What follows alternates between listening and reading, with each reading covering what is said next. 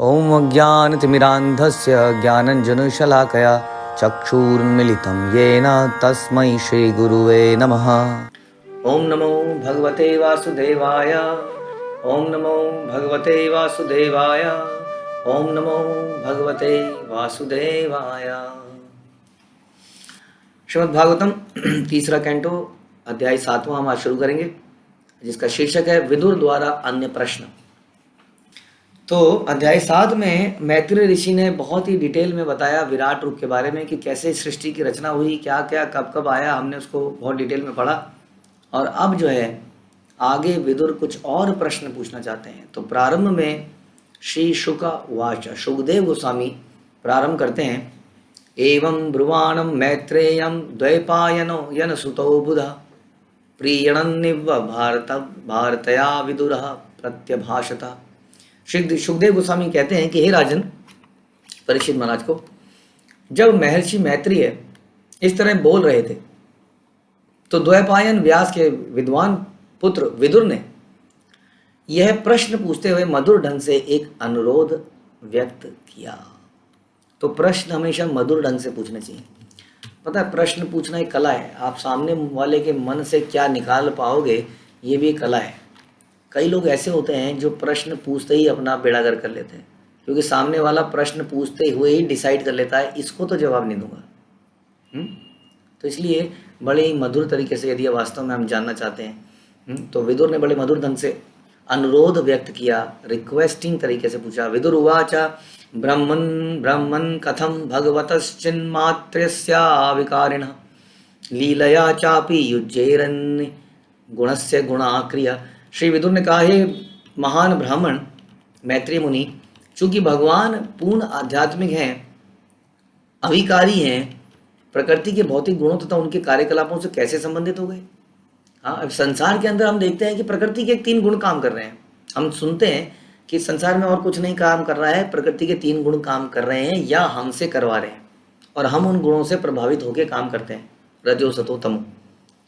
तो इसका मतलब तो ये हो गया कि जब भगवान संसार में आते हैं तो वो भी इन 3 गुणों से प्रभावित होकर काम करते हैं। ऐसा यदि यह उनकी लीला है, ऐसा नहीं है कि उन 3 गुणों से प्रभावित नहीं है, अपनी लीला करते हैं, तो फिर अविकारी के कार्यकलाप किस तरह घटित होते हैं, फिर कैसे अपने कार्य करते हैं, क्यों काम करते हैं, आते क्यों हैं यहाँ पर, और प्रकृति के गुणों के बिना गुणों को किस तरह प्रकट करते हैं। तो ये एक क्वेश्चन आ रहा है। ये क्वेश्चन भक्तों के लिए भी हो सकता है कि यदि आप इंद्रिय तृप्ति के लिए काम नहीं कर रहे हो तो काम कर क्यों रहे हो भाई। हाँ, कई लोग अगर भक्तों से प्रश्न पूछें कि तुम्हारा औचित्य क्या है, क्यों भाई ये क्लासेस आखिर चल क्यों रही हैं, पैसे ले नहीं रहे हो। कभी लोग बढ़ जाते हैं, कभी लोग कम हो जाते हैं। हाँ, कभी लोग प्रश्न पूछते हैं, कभी लोग डल ऐसा पड़ा रहता है कि सामने कोई बैठा ही नहीं है, कंप्यूटर के आगे हम बोल रहे हैं, सामने दुनिया है कि नहीं पता नहीं, बिल्कुल सन्नाटा वीराना। हाँ, तो क्या है ये, और कभी बहुत उत्साह है। हाँ, तो आखिर आप ये सब कर क्यों रहे हैं। तो ऐसा भक्तों के लिए भी प्रश्न पूछा जा सकता है, भगवान के लिए तो क्या पूछें। तो हमारा उद्देश्य, देखिए संसार में लोगों को उद्देश्य की कमी है। दे डोंट हैव एनी गोल। उनका गोल जो है बहुत लिमिटेड है। खाना पीना सोना, परिवार बनाना, बच्चे पैदा करना, उनको पालना, बस यही गोल है। इसके बियॉन्ड उनके जीवन में कोई गोल है ही नहीं वास्तव में। कुछ लोग सोच लेते हैं कि दूसरों का भला करना, चलो बाकियों से बेहतर हो गया, एक गोल बना लिया हमने। अपने लिए जिए तो क्या जिए, लेकिन जो दूसरों के लिए जी रहा है उसको भी मालूम नहीं है वो दूसरों को भी क्या करा रहा है जो उसने खुद किया। क्या, वही सोना, वही खाना, वही परिवार करना।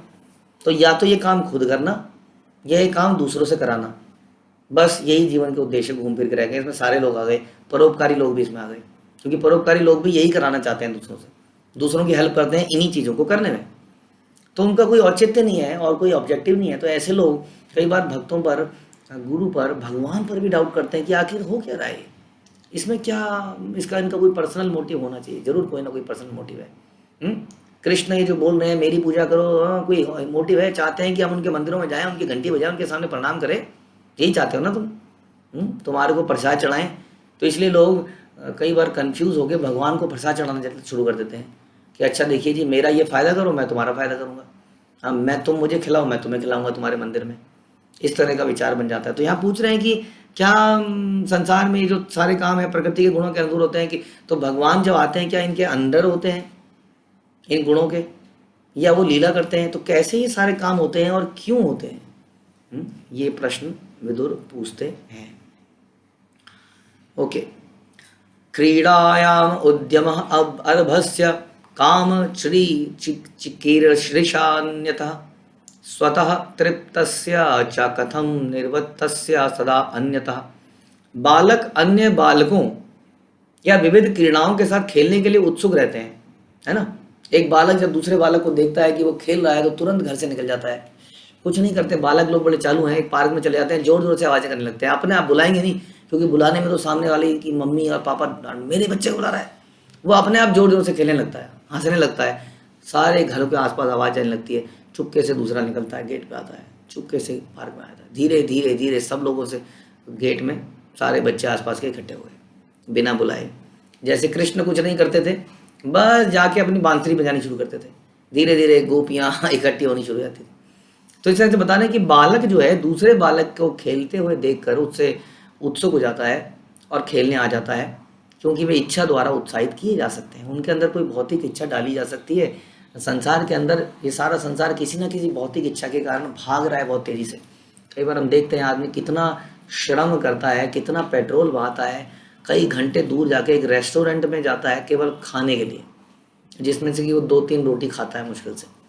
हाँ, तो इच्छाओं के कारण बहुत व्यक्तियों को उत्साहित किया जा सकता है काम करने के लिए, किंतु भगवान में ऐसी इच्छा की कोई संभावना तो नहीं है। भगवान तो स्वयं में ही संतुष्ट हैं, उनको किसी चीज़ की आवश्यकता नहीं है। तो प्रश्न ये उठता है, तो फिर ऐसा व्यक्ति जो आत्मतुष्ट है वो क्यों संसार में आता है, क्या करने आता है, करता क्या है, क्यों करता है, किसके लिए करता है? क्योंकि अब यही प्रॉब्लम है, क्योंकि हम लोगों ने हमेशा सेल्फिशनेस देखी है। इसलिए जब भी कोई संत पुरुष हमें कुछ निस्वार्थ देने लगता है तो हमारे हृदय में आता है इसमें ज़रूर कोई इसका हित होगा, ये ऐसा क्यों कर रहा है, कोई तो कारण होगा। और यही धीरे धीरे हम भगवान के लिए भी सोचते हैं। तो भगवान क्यों आते हैं?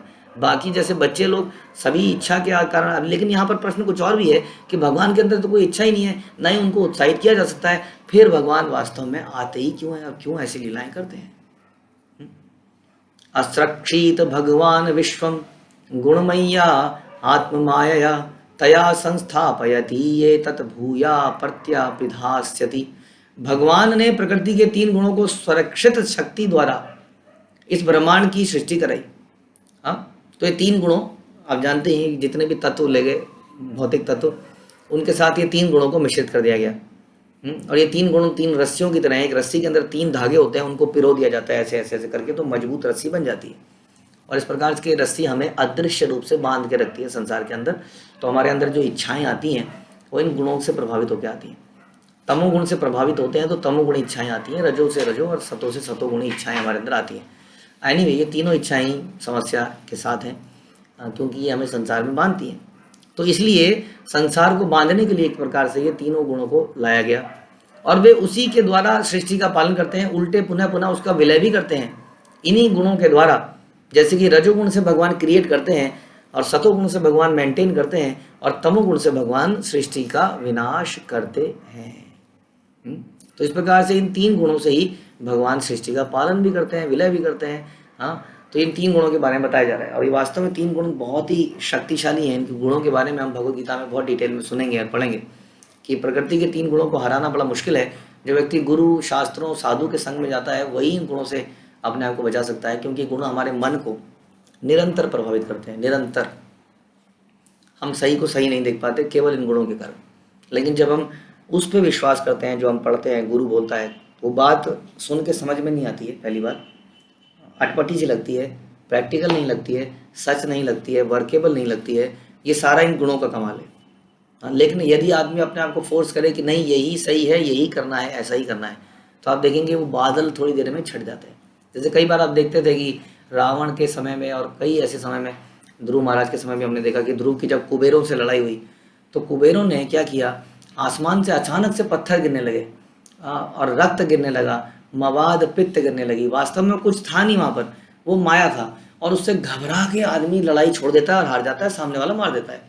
हाँ, लेकिन इन्होंने एक बार भगवान का ध्यान किया और थोड़ी देर में सारी माया समाप्त हो गई। तो इस प्रकार से ये जो गुण हैं ये हमें बड़ा प्रभावित करते हैं, अपने हमारे सामने आसपास एकदम से ऐसा लगता है कि ये सच है, नहीं तो ये सच है, नहीं तो ये सच है, जबकि वो सारा ही झूठ होता है। तो जो भगवान की शरण में जाता है, शास्त्रों की शरण में जाता है, उसको एज इट इज मानता है, वही इस इल्यूजन को दूर कर सकता है। देशतः कालतो यो सावस्थात सव स्वतो अन्यतः अविलुप्तावबोधात्मा सा सुज्येता जया कथम। शुद्ध आत्मा शुद्ध चेतना है और वह परिस्थितियों, काल, स्थितियों, स्वप्नों और अथवा अन्य कारणों से कभी भी चेतना से बाहर नहीं होता, तो भी वह अविद्या में लिप्त क्यों है। अब जैसे हम सुनते हैं कि जीवात्मा क्या है, जीवात्मा को भी कहते हैं, जैसे भगवान सच्चिदानंद है, जीवात्मा भी सच्चिदानंद है कि नहीं। हम भी सत, चित और आनंद से बने हैं। सच्चिदानंद का क्या मतलब है कि हम इटर्नल हैं, हम कभी मरते नहीं हैं। चलो समझ में आ गई। उसके बाद हम हमेशा आनंद में रहते हैं और हम हमेशा ज्ञान से पूर्ण हैं, किसी ज्ञान की आवश्यकता नहीं है। तो क्वेश्चन ये आया था, भैया तो फिर क्यों तीनों गुणों से प्रभावित हो जाते हो तुम लोग, क्यों अलग अलग शरीरों में एंटर कर जाते हो, क्यों इतनी इच्छाएं पैदा कर लेते हो, ये प्रॉब्लम क्या है, ये अविद्या में आ कैसे जाता है। ये भी बड़ा इंपॉर्टेंट क्वेश्चन है कि इसके अंदर ये अविद्या आती कहाँ से है। वास्तव में चैतन्य महापुरुष का आंसर देते हैं कि जब जीवात्मा संसार में आता है तो उसी तरह आता है जैसे वर्षा का पानी भूमि पे गिरता है। तो जब वर्षा का पानी आता है आसमान से तो एकदम शुद्ध पानी आता है ना। लेकिन जैसे जैसे उस वातावरण में आता है, यहाँ के वातावरण से दूषित होता चला जाता है और आते आते आते जैसे भूमि पे गिरता है तो पूरी तरह दूषित हो जाता है। अब उस पानी को फिर से फिल्टर किए करके साफ किया जा सकता है, उसको फिर से शुद्ध बनाया जा सकता है। तो इसी तरह से जीवात्मा शुद्ध है, लेकिन जैसी इन तीन गुणों के प्रभाव में आती है, संसार में आती है, वो यहाँ के चीज़ों को देखकर बिविल्ड हो जाती है। जैसे कि हम कहते हैं ना कि बच्चा जब माँ के पेट में होता है तो प्रार्थना करता है भागवतम के अनुसार कि भगवान बहुत बड़ी गलती कर दी मैंने, इस बार अगर आप इस अंधकार से निकाल दोगे तो मैं केवल आपका नाम जपूंगा। लेकिन जैसे ही उसको कोई बोलता है बेटा, बेटी, मेरा लाल, ये ले दूध, ये ले, ये ले, तो इतने लाड प्यार में मोहित हो जाता है, टोटली गॉन। तो संसार में हम इस प्रकार से मोहित हो जाते हैं। तो हम होते हैं शुद्ध, हम होते हैं पूरी चेतना वाले, लेकिन फिर भी चारों तरफ के इस माहौल से, क्योंकि हम बड़े छोटे हैं, हम बहुत भगवान के माइन्यूट एक अंश हैं, जिसके कारण हम प्रभावित हो जाते हैं आसपास की चीज़ों से और हम दूषित हो जाते हैं। लेकिन हमें फिर से शुद्ध किया जा सकता है, जैसे पानी को फिर से फिल्टर किया जा सकता है। तो शुद्ध होने का प्रोसेस है भगवान के नामों का उच्चारण, भगवान की भक्ति करना, श्रवण कीर्तन इत्यादि करना। उससे हमारी मौलिक चेतना फिर से जागृत होती है और हम फिर से ज्ञान में स्थित हो जाते हैं। तो इस प्रकार से ये प्रश्न बड़ा अच्छा है, इसका आंसर हम सुनेंगे। भगवान एक एवैष सर्वक्षेत्रेषु स्थितः अमुष्य दुर्भगत्वं वा क्लेशो वा कर्म भी कुतः। परमात्मा के रूप में भगवान हर जीव के हृदय में स्थित हैं, फिर जीवों के कर्मों से दुर्भाग्य तथा कष्ट क्यों आता है, क्यों प्रतिफल होता है। अब एक और प्रश्न पूछा कि पहले तो ये था कि भैया जीवात्मा तो अच्छी चेतना है, सच्चिदानंद है, फिर समस्या में क्यों आया।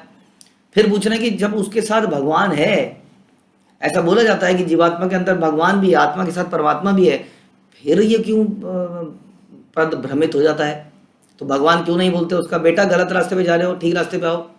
हाँ, जब वो साथ ही साथ बैठे हैं तो जीवात्मा भटक जाता ही कैसे है, ये प्रश्न पूछ रहे हैं। तो वास्तव में इसका आंसर भी शास्त्रों से मिलता है हमें कि जीवात्मा एक पेड़ पे बैठे पक्षी की तरह हैं जो भगवान की तरफ देख ही नहीं रहा है। भगवान बोल रहे हैं नहीं नहीं नहीं नहीं नहीं नहीं नहीं नहीं नहीं नो, उधर मत जाओ मत जाओ, मत करो मत करो, देख ही नहीं रहे, बस लगे हैं अपने पेड़ के फल खाने में लगे हैं। कुछ जहरीले फल भी खा रहे हैं उसमें, तो हमारा नुकसान भी हो रहा है, लेकिन हमें अपने फल खाने से पड़ी है। उधर परमात्मा बैठा है। प्रॉब्लम यह है कि भगवान कभी ज़बरदस्ती नहीं करना चाहते हैं, ये समस्या है। क्योंकि ज़बरदस्ती ज़्यादा दिन चलता नहीं है, किसी बच्चे के साथ भी ज़बरदस्ती ज़्यादा देर तक नहीं कर सकते। कब तक करेंगे, आपके नज़र चुराते ही वो फिर से वही हरकत करेगा। इसलिए हमने देखा है कि ज़बरदस्ती ज़्यादा दिन तक चलती नहीं है। अल्टीमेटली जब तक सामने वाले के खुद समझ में ना जाए कि मेरा हित इसी में है कि मैं भगवान की तरफ देखूं, उनकी शरणागति हो जाऊं, तब तक कोई व्यक्ति उसको ज़बरदस्ती नहीं ला सकता। हमने इतना प्रचार कार्य करते हैं, लेकिन हम देखते हैं कितना भी कन्विंसिंग लेक्चर दे दो, जिसको नहीं समझना है, नहीं आना है, वो नहीं आता है। जो थोड़ा बहुत प्रयास करता है, जो आना चाहता है वही समझता है। जो आना ही नहीं चाहता है, बैठ के लेक्चर में ज़बरदस्ती किसी ने बैठा दी। कई बार है ना, मम्मी बोलती है बैठ, तू बैठता क्यों नहीं है, बैठना पड़ेगा तेरे को। हाँ, कई बार हमसे बोलते हैं प्रभु जी इसको लेक्चर में बैठाइए, बैठता नहीं है, सुनता नहीं है। वो कर नहीं सकते हैं ना, उसको बांध के हथकड़ियों से बांध के, रस्सियों से बांध के, कुर्सी में बांधने के लिए लेक्चर सुनना पड़ेगा, हाँ, तो सुन के क्या होगा, कुछ परिवर्तन आएगा? कोई परिवर्तन नहीं आएगा। इसलिए परमात्मा बैठे हैं, गाइड कर रहे हैं, हमारे पास गुरु भेजते हैं, खुद भी आते हैं, भक्त भेजते हैं, लेकिन हम अगर बदलना ही नहीं चाहें, हम सुधरना ही नहीं चाहें, हमें केवल फल चाहिए, हमें इंद्रिय तृप्ति चाहिए, तो भगवान ऐसे में क्या करेंगे? तो यही कारण है कि भगवान के हृदय में होते हुए भी जीवात्मा भटक जाता है, और इतना विद्वान होते हुए भी ये छोटी मोटी चीज़ों के लिए फंस जाता है।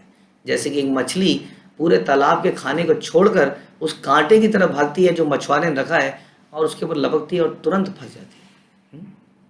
तो इस प्रकार से ना फंसते हुए अपने असली स्वभाव को पहचानते हुए हमें भगवान का ध्यान करना है, ताकि हम अपने असली स्वभाव में पहुंच सकें।